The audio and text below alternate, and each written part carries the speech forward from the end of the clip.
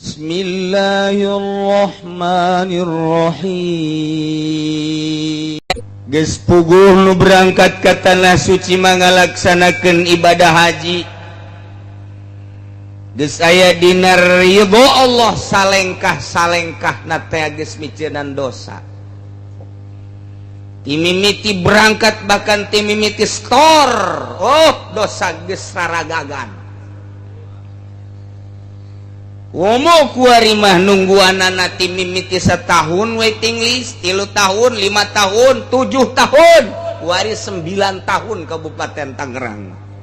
Engke mah bisa-bisa 30 tahun. Jadi lamun nu daftar umurna 60 tambah 30 sabaraha? Moal berangkat modar. Kos gitu cenah aya kamurahan lansia mah bisa diheulakeun ja buktina hese bae. Mun teu nembak tambah 15 juta hese bae. Ngaran geus turun. Mesti dipanggil, tetep kudu mere deui 15 juta. 25 tambah 15 juta sabaraha? Oh, 35 tambah 15 berapa? 50 juta. Masya Allah.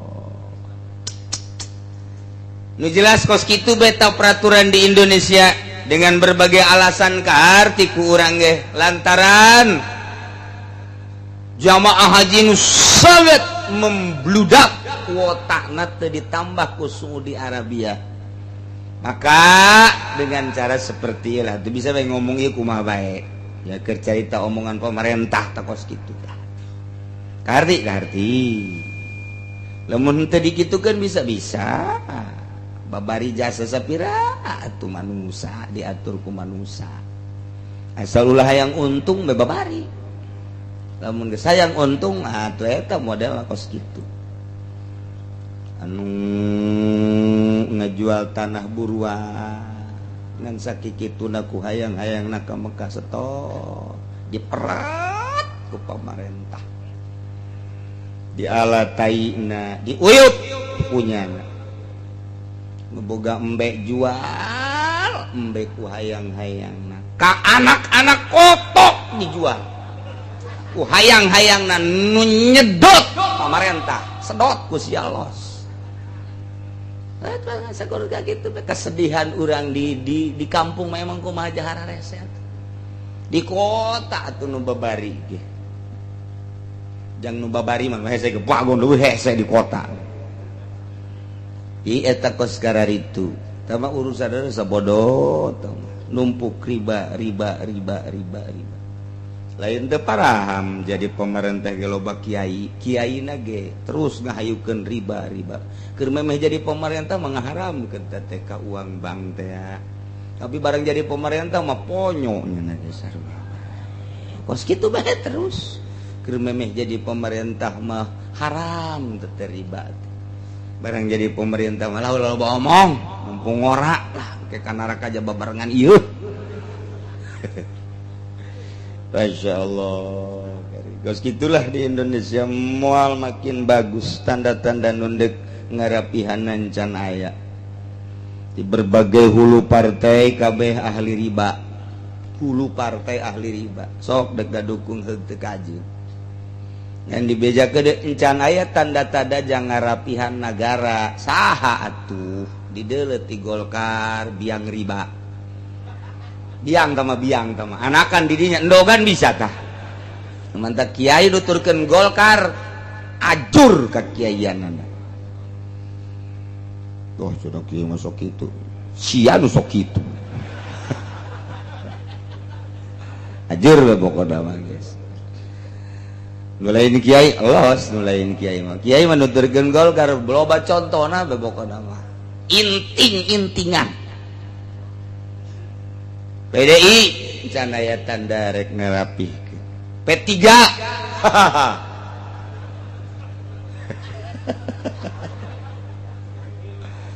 jeung nu sajen-sajenna jadi ieu makin ka dituna makin jero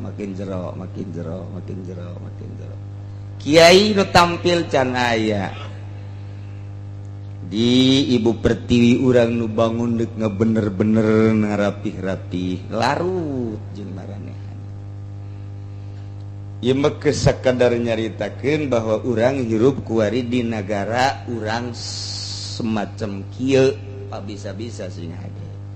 Sebab geus paeh mah tadi nu ngabaturan urang amal urang sing hade. Sing hade. Jadi tanggal hijina adalah poe Rebo. Geus tanggal 8 tanggal 9 nu sok disebut tarwiyah jeung arpah jatuh pada poe naon tah?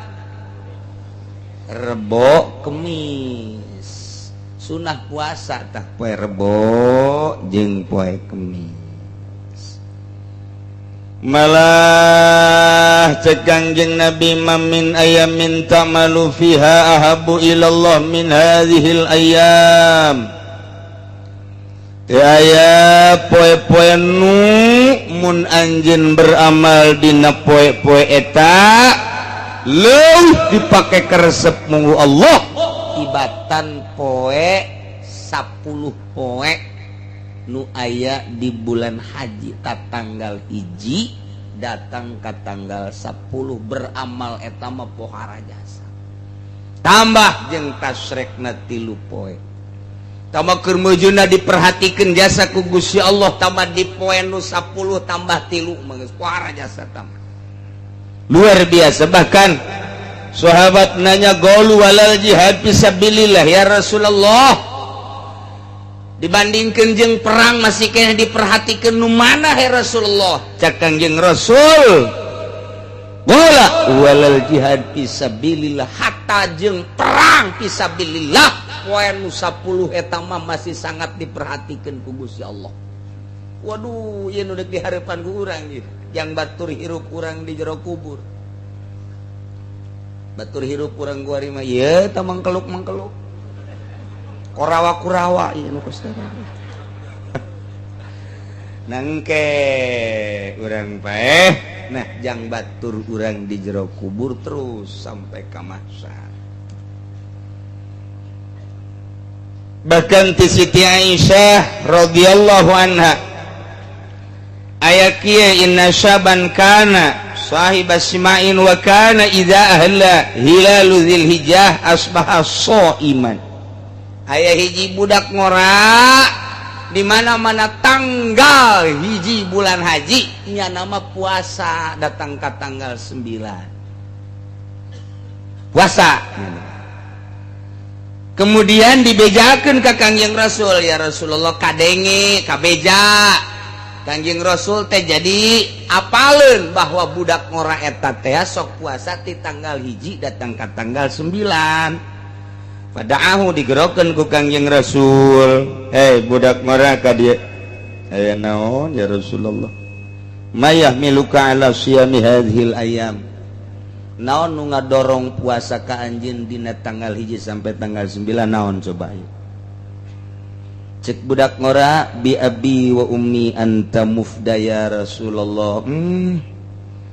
Bahasa sopan teh bahasa Arab. Kalawan bapak abdi jeung emak abdi Gusti mufda tertebus ya Rasulullah. Ye abdi nu mantak puasa innaha ayyamul masyair wa ayyamul hajj. Tanggal hiji datang ke tanggal 9 teh eta teh syiar Islam be luar biasa di Mekah mah. Ayyamul hajj teh luar biasa di Mekah mah. Kuayana sakitu batur mah di Mekah atuh pohara jasa ngadoa geus teu ngadoa geus di hampura ai abdi mapan di lembur ieu mah sakieu be asallahu ayyushikani mudah-mudahan be Allah ngahijikeun ka abdi jeung doa-doana para jamaah-jamaah haji sakitu be pohara abdi mah harapan abdi mah asallahu ayyushikani fi duaihim. Di ditu teh ngadaroa bae jamaah haji teh. Di Indonesia 200 juta, kemudian di Pakistan 200 juta, di Turki 100 sekian juta, di berbagai negara jumlah jamleh nama ayat 3 juta kabehna. aya 4 juta bahkan tah eta teh kabeh ngadaruah di tanggal hiji datang ka tanggal 9 Arfah terus bahkan ya nama ngadoa teu eureun-eureun di Masjidil Haram di pondokanana di pasar ge ngadoa bae terus mantap ieu mah keur pohara jasa doana abdi mah sugan we ku puasa tah ieu karampid ku doa-doana para jamaah haji sakitu bae abdi mah kumaha cek kangjeng Nabi anak muda fa innalaka bi kulli yaumin tasumuhu adla mi'ati ar-raqabatin mun hayang nyaho mah wahai anak muda anjeun puasa sapoe tah sapoe unggal poe sapoena anjeun dibere seakan-akan 100 kali ngemerdekakeun sapoena teh 100 kali merdeka 100 kali ngemerdekakeun batur oge wa mi'ata badanatin 100 kali mencit onta ditambah deui wa mi'ata parasin 100 kuda eta teh yu'malu alaiha fisabilillah eta teh anu disanggakeun jang ngaluhurkeun agama Allah sabilillah jang perang dibere ganjaran sarua jeung 100 onta pake perang 100 kuda pake perang puasa sapoe teh sakitu tah ya Allah gede jasa tama ganjarana terus datang ke poe tarwiyah fa idza kana yaumut tarwiyah falaka fiha adla alfi raqabatin wa alfi badanatin wa alfi parasin tuhmalu alaihi fisabilillah di mana datang ke tanggal 8 tah poe tarwiyah mah anjeun puasa di poe tarwiyah ngabanding jeung 1000 onta pake perang 1000 kuda pake perang 1000 kali ngemerdekakeun tah poe tarwiyah Masya Allah geus teu kudu perang urang boga jatah 1000 kali perang asal puasa di mana datang ka poe Arfah fa idza kana yaumu arfata falaka fiha adla alfai raqabatin wa alfai badanatin wa alfai farasin tuhmalu alaiha fisabilillah mun datang ka puasa poe Arfah ieu dibere ganjaranana 2000 kali ngamerdekakeun 2000 onta pake sabilillah 2000 kuda pake sabilillah ya Allah ya Rabbi urang tinggal ngalaksanakeunana doang ti poe Rebo datang ka poe Kemis tah ieu teh jang jelema anu bodoh nu kus kieu teh jang TK kelas TK mapan endek sakola ge kudu dimomoy ngadahar obat ge kudu dibere obat anu amis hayangna ge nu aya untian bae papais nu geus jaheun aya untian karak daek eta kos kitu potongan TK tah urang ge ieu teh tadi teh macan aya rencana ieu puasa barang ngadenge ganjaranna gede siap puasa eta TK tah eta nu kos kitu TK deres TK ge aya nu ngageuing-geuing geus urang ku aya na ngaji jadinya mulai di jero hate rindu amat ieu ka poe Rebo deuk naon puasa emang kunaon gitu resep HS na doang ganjaran geus teu kadul HS na doang resep jasnya tah ieu lah ganjaranna pohara luar biasa Masya Allah mantap Ibnu Mas'ud ngajelaskeun aya 4 poe anu dipilih ku Gusti Allah. Innallaha ikhtara minal ayyam arba'ah. Allah milih 4 poe ieu mah istimewa jasa nu 4 poe mah. Awwaluha yaumul Jumat. Pertama poe Jumat pilihan Allah nu bentak disebut Sayyidul Ayyam. Kepala poe adalah poe Jumat. Geus urang poe Jumat mah wayahna tukang usaha lurak lirik heula kaburutan teh Jumat. Nu bagus bab libur geus poe Jumat ulah usaha. Keuntungan dunia sabara duit poe Jumat tapi keuntungan akhirat mun diuk di masjid jadi ngegoloncong ka sorga coba. Di dunia paling hebat melimio lah keuntungan poe Jumat tapi cicing di masjid di jam 8 datang ke Jumat waduh eta ngemplong lawang-lawang sorga mun urang lamun urang didelekeun mah mata hate urang tadinya moal daek urang usaha moal daek namun urang sibuk di ladang poe Jumat mah liburkeun deuleu ku urang kautamaan jeung kaagungan poe Jumat ieu nomor kahiji lantaran di poe Jumat mah fiha sa'atun la yuwafiquha 'abdun muslimun yas'alullah ta'ala di jero poe Jumat aya hiji jam anu tepati-pati ngakuran seseorang kana jam eta mun minta dina jam eta sayan naon bae min amri dunya wal akhirah baik urusan dunia maupun urusan akhirat illa a'tahu iyau kecuali Allah mere untuk poe Jumat mah persiapkeun mimiti poe Jumat mah maca surat Kahfi 3 balik pada subuh teh surat Kahfi alhamdulillah bismillahirrahmanirrahim alhamdulillahilladzi anzala ala 'abdihi alkitab wa lam yaj'al lahu 'iwaja qayyimal terus eta nangis 3 balik beres eta Yasin 3 balik poe Jumat tah pagawean poe Jumat beres eta maca tabarok sabalik terus waqiah sabalik ar-rahman sabalik kabelah dituna engke maca ti'amma yatasaalun datang ka kul a'udzu birabbin nas ulah disargauh pagawean poe Jumat teh endang ngarokok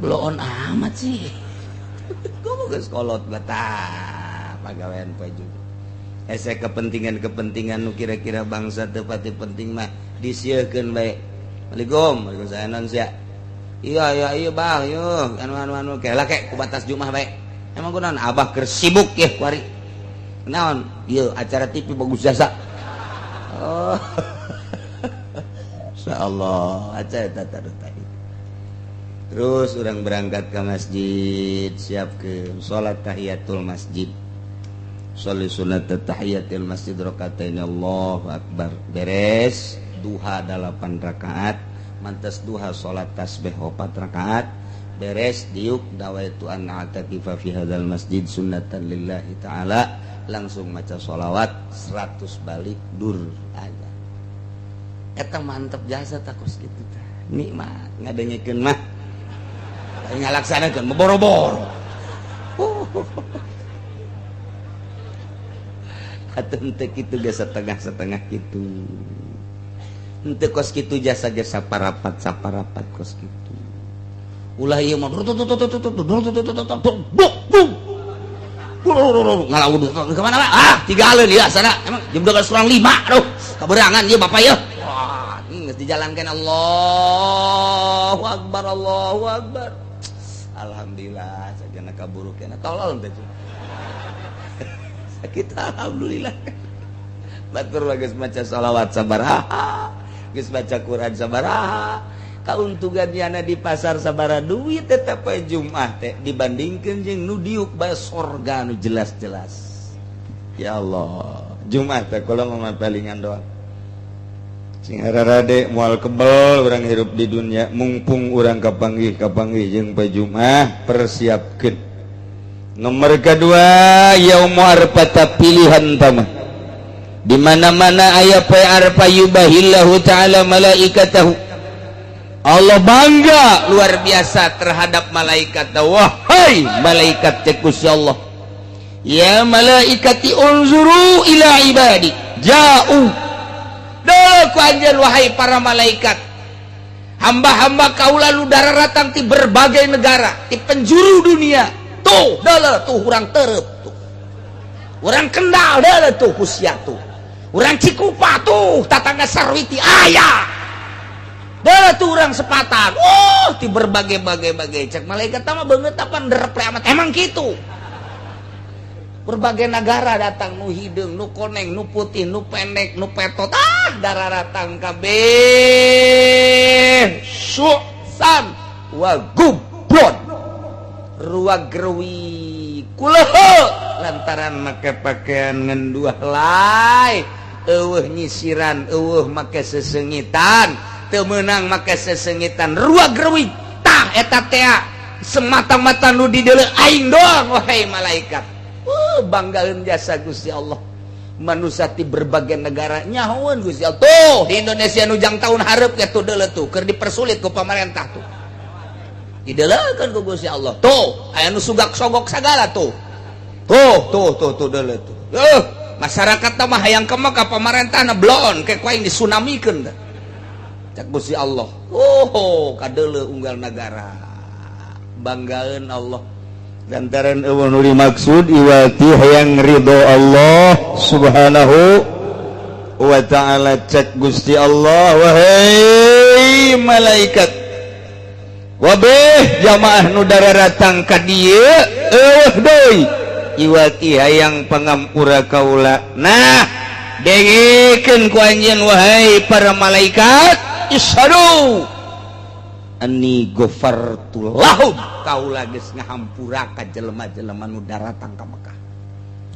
Waduh tawang geus indah jasa manta kurang doakeun dulur-dulur urang, tetangga-tetangga urang, kawauh-kawauh urang nu keur berangkat menunaikan ibadah haji. Mudah-mudahan aya dina tangtayunan Gusti Allah Subhanahu wa taala.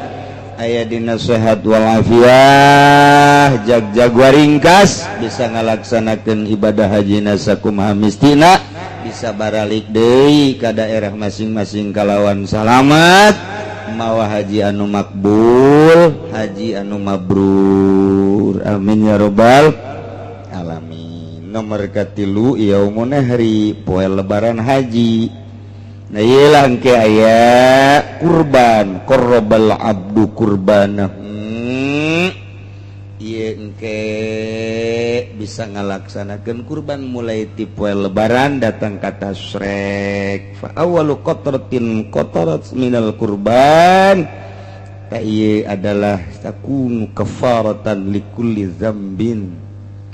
dzambin amilahu begitu geresel kadeleuna mah getih nu netes kana taneuh satetes na eta adalah ngajadikeun kafarat bagi nu kurban. Wah geus indah jasa teu bisa korban dilaksanakeun di luar bulan haji. Tak istimewa jasa ta korban. Ya, urang korban. Unggal tahu satauna lain hiji dia masalah, 2-3 korban eueuh masalah. Ya, majikan urang korban anak urang korban geus sapi ya hiji gede jeung keluarga urang bapak urang mak urang nu geus maot korbanan kumaha mun ngorbanan tatangga ulah mun eueuh izin mah wasiat mah ieu mah mun indung urang bapak urang anak urang geus maot dikorbanan ku urang masalah keur hirupna keneh ge teu bebeja deui masalah tapi lamun kadengdengeun mah urang boga babaturan urang di belah raja kuaten bae tah jang babaturan urang teu minta izin teu jadi kudu aya izin heula ti deungeun-deungeun mah lantaran teu nyambung nasabna nya tah kos kitu doang tah ieu kurban teh bapak urang mak urang sondor di penta deui langsung dikorbanan jadi anak urang korban urang jadi tapi babaturan urang mah kurang dikorbanan teu bebeja heula teu jadi nya kos kitulah masalah kurban. Nomor kaopat ieu adalah yaumul fitri tah 4 poe eta mah luar biasa poe Jumat poe Arfah mantak batur mah poe Arfah kitu keur wukuf urang mah di dieu puasa geus urang ngalaksanakeun puasa mulai ulah loba-loba imangan 9 poe doang ti poe Rebo datang ka poe Kemis cenah ku mah teu kuat lantaran kiai pan digawe di pabrik lamun teu kuat 9 poe 7 bae aduh 7 ge cenah ku mah teu kuat lantaran sibuk jasa ieu di pasar 5 bae 5 aduh asana cenah 5 ge kula mah teu kuat lantaran waduh di sawah mah pohara jasa pancapena 3 asana 3 ge cenah kiai mah kula mah teu kuat hiji bae poe Arfah bae asana Arfah ge asana kula mah teu kuat bebaskeun da mah jelema kitu mah tuh kitu hiji-hiji acan kubah masyaallah teh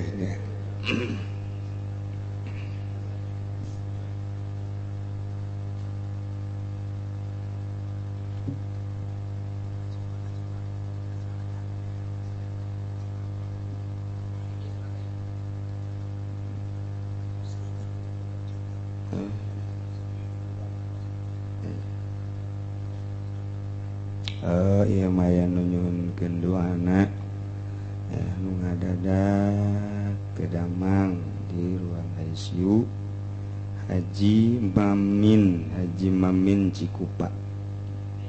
Urang doakeun mudah-mudahan dipasihan kasabaran ku Gusti Allah dirina oge keluargana, kemudian mudah-mudahan dienggalkeun dicabut penyakitna, disehatkeun deui ku Gusti Allah bi barakati ummil Quran Al-Fatihah.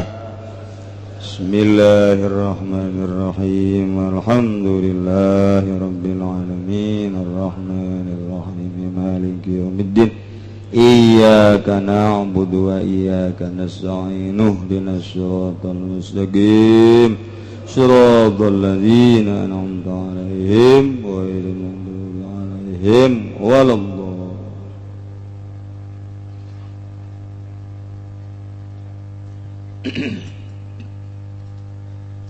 Ieu keur carita puasa sekalian ganjarana kumaha teteh kiai puasa dina bulan haji teh, sakadar nyaritakeun kitu ganjaranana fadilahna supaya urang tertarik jeung puas. Al-yaumul ladzi ghafarallahu fihi li Adam alaihissalam awwalu yaumin min Dzulhijjah. Kangjeng Nabi Adam boga dosa diturunkeun ti surga ka dunya dihampurana tanggal hiji bulan haji. Dihampura ku Gusti Allah, irpa rasaka ya Adam tanggah. Qad ghafartu lak, kaula geus ngahampura ka anjeun wahai Adam. Tah eta Allah ngahampura ka Kangjeng Nabi Adam tanggal hiji Dzulhijjah. Numantak man shoma dzalikal yaum ghafarallahu lahu kulla dzambin. Saha jelema nu puasa tanggal hiji bulan haji geus kabeh dosa dihampura ku Gusti Allah. Alhamdulillahirabbil alamin. Hiji. Poin kedua, wal yaumul tsani istajaballahu du'a Yunus alaihi salam. Poin kedua, Allah ngaijabah kana doa Kangjeng Nabi Yunus alaihis. Begitu Kangjeng Nabi Yunus naik kapal diundi oleng kapal. Cek nahoda ieu mah kudu salah sahijina aya anu ngagejeburkeun ka laut. Daripada kabeh cilaka maning hiji, setuju kabeh. Carana diundi keluar Yunus. Aing Kangjeng Nabi Yunus.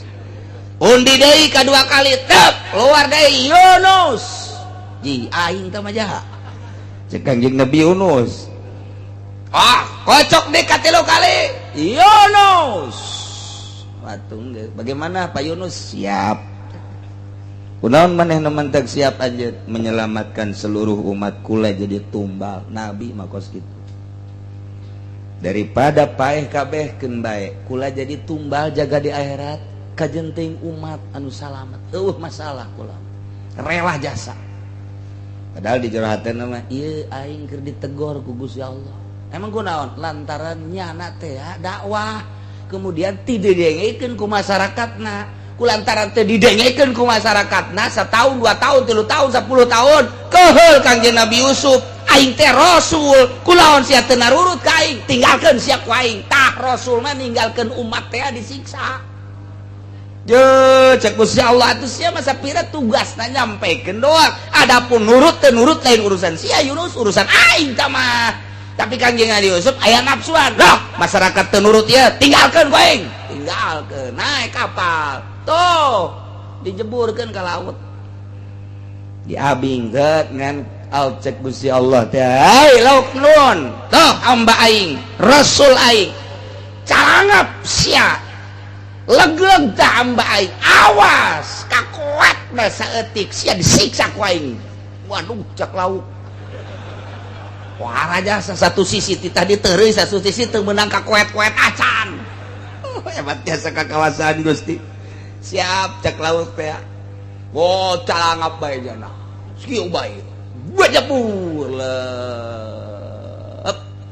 jero lauk nu nalingkeb lauk plek poek yo poek kan barang di deuleu wah ieu mah lauk ieu asang ieu jantung ieu lauk atuh di jero lauk ye cak Kanjeng Nabi Yunus aing di jero lauk ieu poek eta tadi bere Kanjeng Nabi Yusfiri dan la ilaha illa anta subhanaka inni kuntu minaz zalimin fastajabna lahu wa najaynahu minal ghammi wa kadzalika nunjil mu'minin dibaca bae ku Kanjeng Nabi Yunus tak urang ge ku ari teh keur poek di nagara teh keur poek politik poek ekonomi poek budaya poek agama keur poek baca eta caang jangan iya Kanjeng Nabi Yunus dah nah iya begitu Kanjeng Nabi Yunus maca eta bae nah diutahkeun ku lauk nun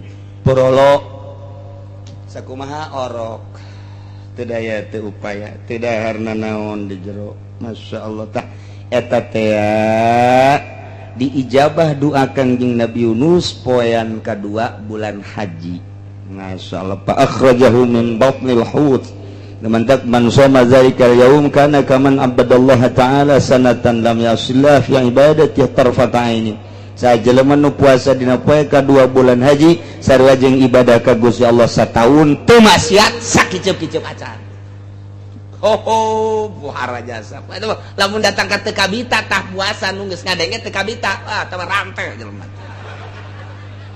teu kabita insyaallah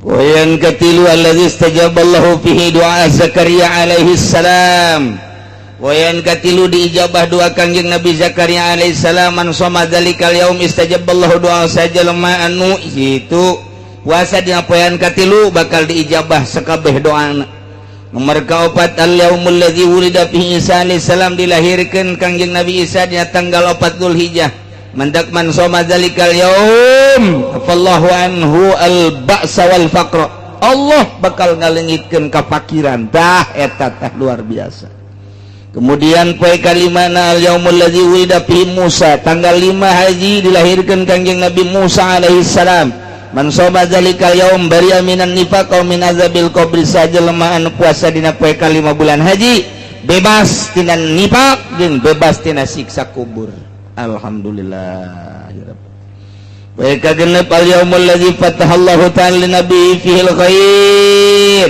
sahajelema nu puasa dina poe kagenep yang zurullahu ilahi birrahmah fala yu'adzabu ba'dahu abadan Allah dedeh jasa jeung nyaah jasa moal disiksa terus datang ka iraha pohara jasa katujuh al yaumul ladzi yughlaqu fihi ababu jahannam poean anu dikunci lawang-lawang jahannam wala tuftahu teu dibuka deui hatta tamdiya ayamul asy sehingga beres 10 hari bulan haji nu mantak sajelema nu puasa dina tanggal 7 baka aglaqallahu anhu salasina baban minal usr Allah ngonci lawang kesulitan sampai 30 lawang kesulitan dibuka 30 lawang kagampangan tanggal 8 ialah alladzi yusama yaumut tarwiyah poe tarwiyah man shomahu sajelema nu puasa dina poe tarwiyah utia minal ajri ma la ya'lamu illallah bakal dibere ganjaran gede-gede ganjaran nu nyaho ieu berarti Gusti Allah bae tanggal 9 adalah poe itu poe Arfah yaumut tasyar yaumul ladzi huwa yaum Arfah man shoma kana kafaratan li sanatin madiyah wa sanatil mustaqbalah jelema nu puasa dina poe ka-9 yakni poe Arfah eta ganjaranana dileungitkeun dosa nu enggeus sataun nu bakal sataun kaharep geus moal dicatet dosana nu enggeus ka tukang dihapus masyaallah poe ka-10 lebaran urang babarengan mencit kur naon hartina duit 1 juta 2 juta lamun dibandingkeun jeung ridho Allah sorga naon hartina duit 10 15 juta pake meuli sapi ku urang dipurkeun jeung masyarakat teh eta teh kadeleuna mah daging tapi horenganan urang keur meuli surga geus bagi jelema anu aya kaleulewihan dina bulan haji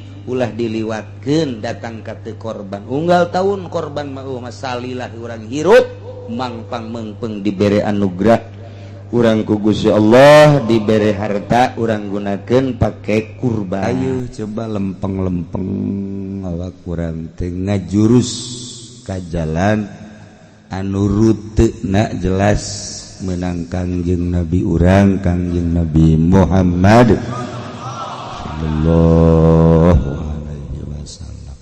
Insyaallah karim ya ringgis menang ka urang nahan mengantisipasi setiap anu ngamuk nu ngarusak jahat dek ngarusak ka diri urang atawa ka diri batu tahan gunakeun kemampuan urang ulah hat-hetot penca aya jelema giliran deh aya penjahat umpat buang kawarah terapkeun penca di hareupeun penjahat baik nu deuk jahat ka urang maupun deuk jahat ka batu. Pokoknya kuari lamun urang nahanan penjahat waktu jang istirahat sebab penjahat ambalayah jasa kuat. Hayu gunakeun ka bisa urang. Bejana cenah puasa hizib, beak hizib di puasa. Ieu penjahat makin loba. Tahan antisipasi. Tawadek ngarusak sebahagian anggota urang tetap jaga urang dek belajar penca niatna endek ngaberesan penjahat atuh bagus belajar penca ulah bisa belajar penca yang mencaan satu ya kolot aing buakeun kampak wae pelit jasa aing mau moal kasasan dekat tarang abah aing blon teh mah jelema kos mimiti ngagag kaca bah ieu naon ieu kampak leutik ye ka kaca ye di kieu-kieu nanaonan teh sia tas kaca tarang abah ji goblok sia mah mobil mendingan tarang tah mendingan meulikeun mobil ka kula sia nanaon lain nanaonan abah kawin deui cak abadat sial jasa ya anak ulah urusan kolot urusan anak mah hormat bae tetep ka kolot malam-malam mun aya batur ngomong kolot sia mah kawin deui urusannya anak tah mah tuh saya amat kayak aing nurutan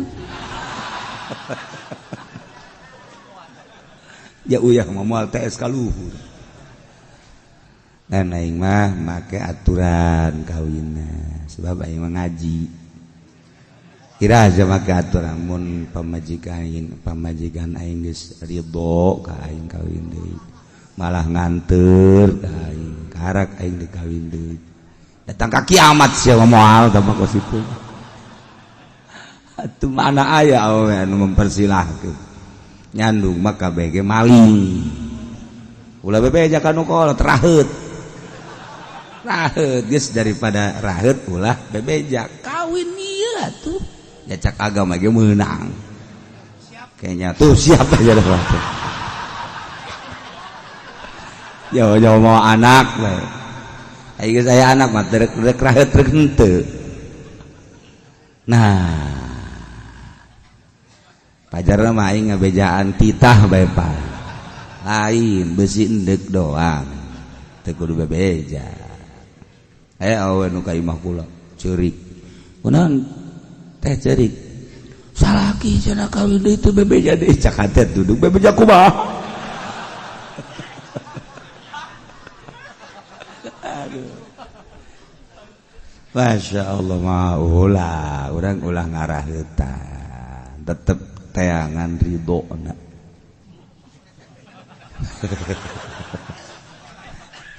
untuk kebal-kebal wajar lagi ridoeun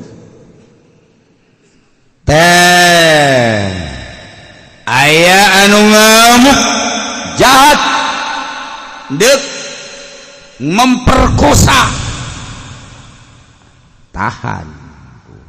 Masya Allah di agama mah baik jana teh memperkosa berarti persetujuan atau sama-sama ridho awawena ridho ditumpakan lalakina ridho numpakan malah macet awawena teh geus kebel ya kula mah sedekah bae teu kira-kira ujang sodakoh berenang tetap haram temenang di sodakoh muka situ lain roti tamatu lain apem Masya Allah tahan jadi di negara tegis ulah ayah secara konstitusi ulah ayah di negara teh urusan perzinahan ieu lamun negara Islam pan negara urang mah lain negara Islam negara demokrasi dibombardir di Keramat Tunggak nyeun di Cikupa dialokasikan saritem di Beresan nyeun di Bojong kan teu beres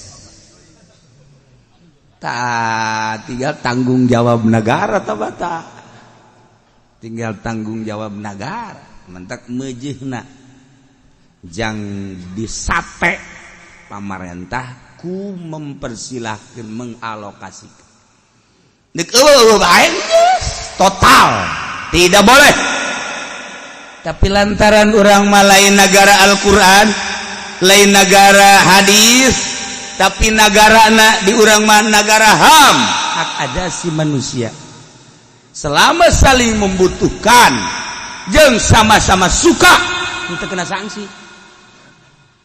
mun urang kamari ngadengekeun Syekh Aziz di Amerika muringkak bulu urang sekolahan mahasiswa eta teh kalaluar ti sakola saling membutuhkan awewe hayang ka lalaki itu lalaki nah hayang siap bahkan lamun awewe nah hayang lalaki nah embung dibeli ku lalaki awewe dibeli ieu budak sakola di Amerika untuk kulah aju teu betah ge ke di Amerika aju pindah deui we ka dieu teu betah da berkat perzinahan ambalaya Syekh Aziz sering nyana ke Lempang padahal kan pakai jubah. Nyana saya sering pakai jubah walaupun di Amerika memperlihatkan sosok Islam. Engke dijaga ku awewe. Ziz, saya membutuhkan kamu cekiana. Kalau suka ayo nyahoeun nya deh baeta Syekh Aziz. Tetep aja tawaran. Ditawaran nyahoeun nya eta teh pejuang Islam. Ditawaran saya suka sama kamu mencari ngomong orang mah I like you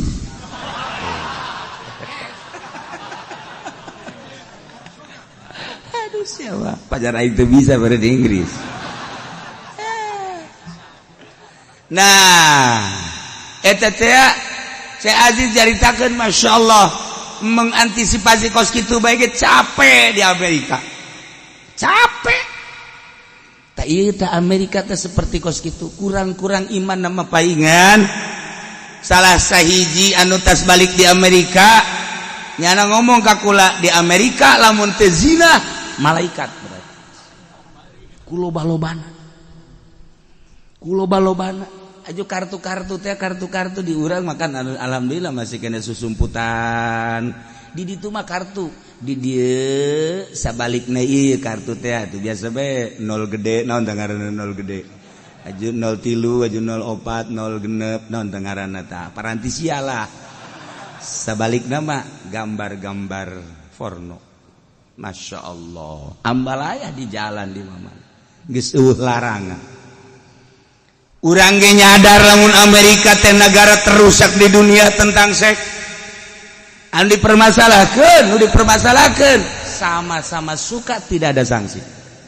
Geus we masalah. Ketika seseorang balik, baik wanita maupun lelaki jarang mengetahui betul tentang orang tua. Indit, artinya indit teh menjauh dari orang tua lantaran mencari kebebasan. Di Amerika, masya Allah tasih. Kos manuk bae asal geus bulu jarum, bulu centong hiber bae geus. Percis manuk gareja. Tah, ieu kitu di Amerika teh. Seputar cerita tentang Amerika, tentang seks, ambalayah luar biasa. Ku hari ulah nyaritakeun Amerika. Indonesiaku, Indonesia tanah airku, ibu pertiwiku. Du benderana dikibar-kibarkan setiap 17 Agustus. Indonesia Raya ku urang dibaca. Garuda Pancasila ku urang didengungkeun. Bhinneka Tunggal Ika dibahas-bahas. Tetapi horeng anu sok macakeun Indonesia Raya Garuda Pancasila ternyata pengkhianat negara. Korupsi maling aya di nyana. Nembak penjahat aya di nyana nu sabenerna mah. Politikus teh ribut tembak, maupun tembak langsung atau ditembak secara diam-diam. Negara jahat sebenarnya mah. Negara demokrasi teh seperti itu. Untung masih keneh loba anu berdoa ka Gusti Allah Subhanahu wa taala. Loba keneh santri, loba keneh ustad, loba keneh kiai ya aya salah mah saeutik gitulah. Korupsi paling duit salawat. Ya setik segedena salawat atuh. Kipu doli ge teh atuh biasa kok kitu. Tapi tekan teu rusak negara tah mah. Teu rusak negara leutik lah. Tuh. Paling lamun ceramah ya gitulah. Leutik. Tapi kan lamun negara, masya Allah, iyalah efek tidak demokrasi. Seperti itu, lain negara Islam tidak dikikis habis permaksiatan. Tuh masalah, ayo sabodoh ge satu asal nu jalan lujur arah ladil. Tuh masalah. Lain masalah berarti orang ridho. Atuh ayo bae bari kiba jeung raresep mah. Ya urang mah tukang ngaji ieu. Artinya tukang ngaji bae urang ngaji, salat. Akhirnya nama korupsi maling. Emang korupsi jeung maling sarua eta kene. Ngan korupsi mah kadengena serem. Teh nyahoeun urang lembur mah korupsi teh pajar bagus. Maling ke. Hendak urang ngadoa ka Gusti mudah-mudahan pemerintah urang dibere jalan lujur. Dibere araradi, dibere teu hayangeun kana dunia tarara saup. Tak urang kalau ngomongkeun tasawuf ka negara murikak puluh urang. Mana nu tasawuf? Tasawuf teh pan intina meninggalkeun dunia. Mudah-mudahan pamarentah urang jadi tarara saup. Deuk ngaminan saha sia? Saha nu tasawufna? Pugu mak kabeh. Pantak ketika aya pendidikan tasawuf di negara kula seuri bae. Teu hayang udah tagawara. Emang tasawuf kumaha? Segede urang hese tasawuf. Kumaha segedenya anak. Biarin ceuk ieu rada deureus we. Iya boleh lah. Rada deureus teh sabaraha minggu. Urang ge rada deureus ka kadituna mah kitu deui. Rada deureus urang we ge sakedeung. Atuh komonyana. Nah, ieu di negara Amerika, Eropa, Australia seperti kitu. Ka uradi urang Indonesia ieu sanajan demokrasi termasuk mini perzinahan teh aya izin. Di Amerika mah bapak jeung anak anak jeung emak jeung teteh jeung adi jeung bibi jeung ua-ua eta geus itu masya Allah sajur Amerika urang sedengkeun ngiblat ka ditu ulat urang teh ngiblat urang ka Amerika dagangan Amerika teh ya laku di Indonesia dagangan Quran mah dagangan Kangjeng Nabi teu laku di Indonesia tinggal ente rarasakeun bae milih dagangan Amerika Abu Jahal apa milih dagangan Kangjeng Nabi terserah ente ya urang kuari keur meuli dagangan Kangjeng ente kakarake ngadengekeun doang dibeli jeung dihenteu mah sabaraha ente dipake atau henteu cenah urang cara kamari bea tuh ngiblat ka RRC leuwih parah RRC tibatan Amerika lantaran Amerika mah aya Tuhan tetap sanajan salah-salah ge pangeran RRC komunis dibabat habis ujian aku komunis mah urang boga sejarah di Indonesia sejarah komunis lain lalagaan sabaraha pejuang urang anu dipejit sabaraha tokoh Islam anu dibunuh dipejit indung dipejit bapak dibunuh komunis ngiblat ke RRC seperti itu ngiblat ke Amerika seperti itu atuh cenah urang kudu ngiblat ka mana tanyakan kepada rumput-rumput yang bergoyang atuh sia ieu urang teh kuari keur meuli dagangan Kangjeng Nabi Muhammad sallallahu alaihi wasallam aya anu bentak keur ngadengekeun aya anu bari nundutan gitu sapira cenah teh tukang obat ieu ki uci mah cek eta teh adalah semua sia bae ke di akhirat sia awas bae sia nganggap ka aing tukang obat sia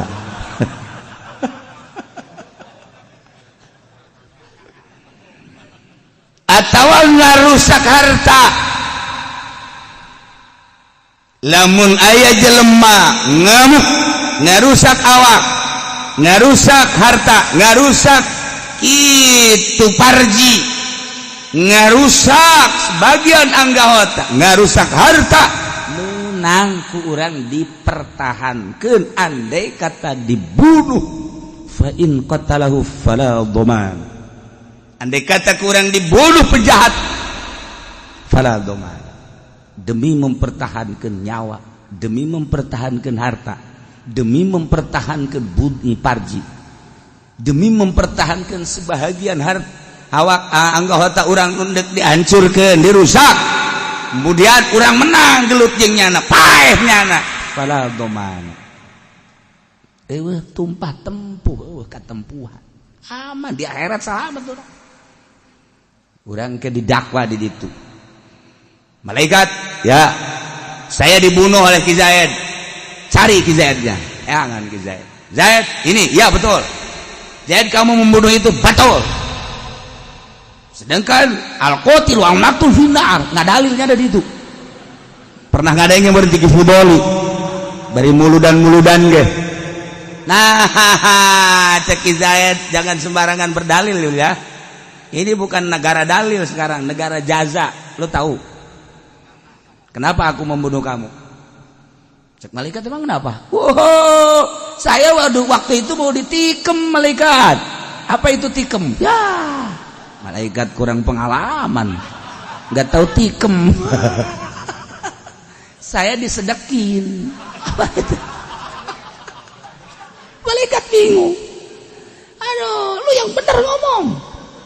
Nah, kula waktu etakan dijaga. Kemudian disedekeun ditikam dek dibunuh lantaran alhamdulillah kula pernah di Bogor cicing di Bogor di mana dagang salak mal bisa pencak di Bogor dagang salak tapi alhamdulillah kula cicing di Cimande bisalah alhamdulillah datang ka kula tamat di Cimande kanyahoan tamatna kula pernah gelut di kolong bang hese-hesena gelut di kolong bang iya alhamdulillah kukula dibalikeun bari dibacaan kukula fak ceker tampilin qaim hai jadi kula dalam mempertahankan nyawa Ayat tulisanna tuh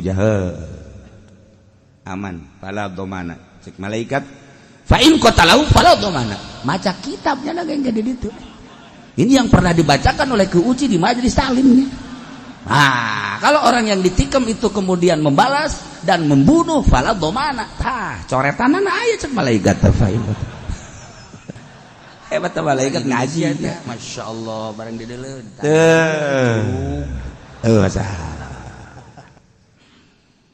Cuman eta kan cerita secara global. Kuari ke musannif teh nyaritakeun secara rinci. Rincianana apakah ieu nu endek dirusakna teh nyawa atawa nu endek dirusakna harta? Ketika nu endek dirusakna nyawa wajib kulang dipertahankan selama orang mampu. Ukur ku urang cek urang Karawang mah atuh kudu ngukur tangtung nyipat badan ceng urang Karawang tah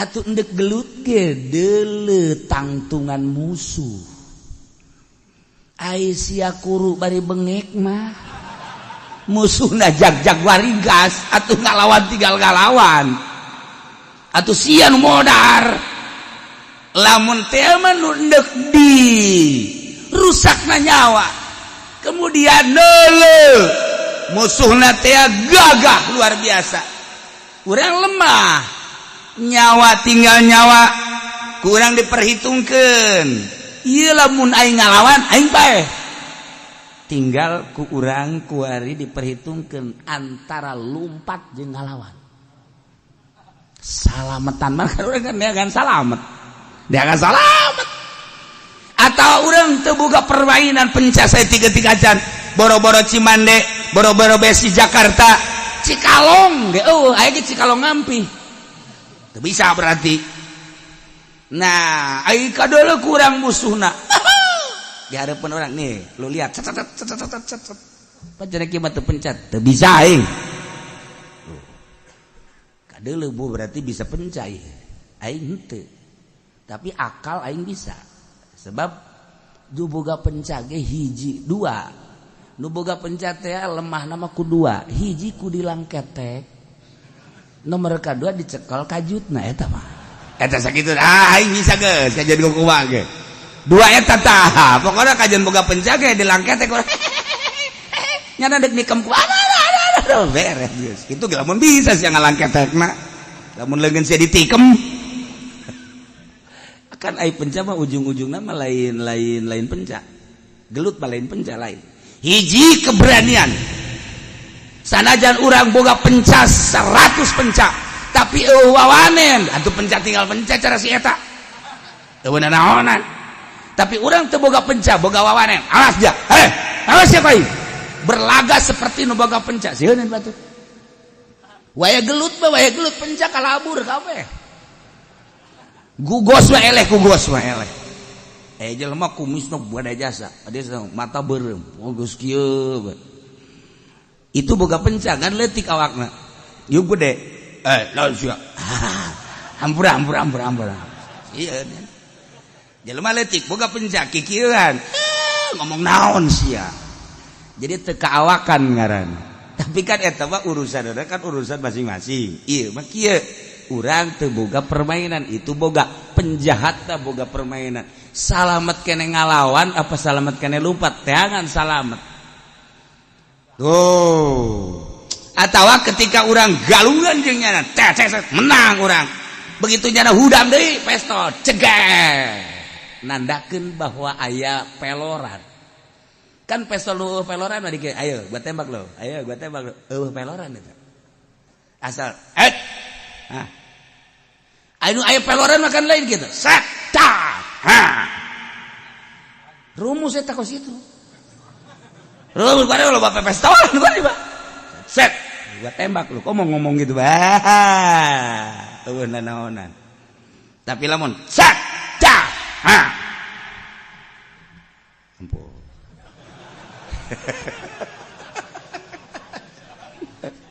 Dah. Ayo nu kieu. Set. Dar. Nah, ayo. Darda sumut. Ayo lu. Tawa percis kos pamalingan.